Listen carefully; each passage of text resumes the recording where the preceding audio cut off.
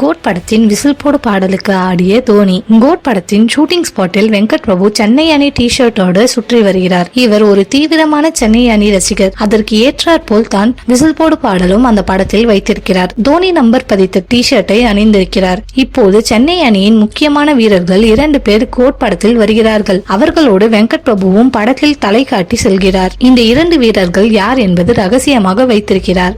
ஏற்கனவே இந்த படத்தில் தோனி நடிக்கிறார் என்று கூறப்பட்டது. அவர் வருவதற்கும் வாய்ப்புகள் அதிகம் இருக்கிறது. விசில் போடு பாடல் வெளியாகி ஒட்டுமொத்த ரசிகர்களை கவர்ந்தது. ஷூட்டிங் ஸ்பாட்டிலும் வெங்கட் பிரபு விசில் போடு என்கிற வார்த்தையை அடிக்கடி சொல்லி வருகிறார். ஏற்கனவே விஜயை வைத்து படம் எடுப்பதாக தோனி கூறி வந்த நிலையில் அவர் கட்டாயமாக படத்தில் ஏதாவது ஒரு இடத்தில் தலை காட்டி செல்வார் என்று ரசிகர்கள் எதிர்பார்த்து வருகின்றனர். தோனி படத்தில் தலை காட்டினால் அதுவே படத்திற்கு பெரிய லெவல் ப்ரமோஷனாக அமையும். சென்னை சூப்பர் கிங்ஸ் அணிக்கு தமிழகத்தில் பல கோடி ரசிகர்கள் இருக்கின்றனர் என்பது அனைவருக்குமே தெரியும். அப்படி சென்னையின் தீவிர ரசிகர்களுள் ஒருவர் நடிகர் விஜய். IPL போட்டிகள் முடிய இருப்பதால் சென்னை அணி சார்பில் பார்ட்டி வைக்கப்பட்டுள்ளது. இதில் எல்லா வீரர்களும் கலந்து கொண்டு ஆடி கொண்டாடியுள்ளனர்.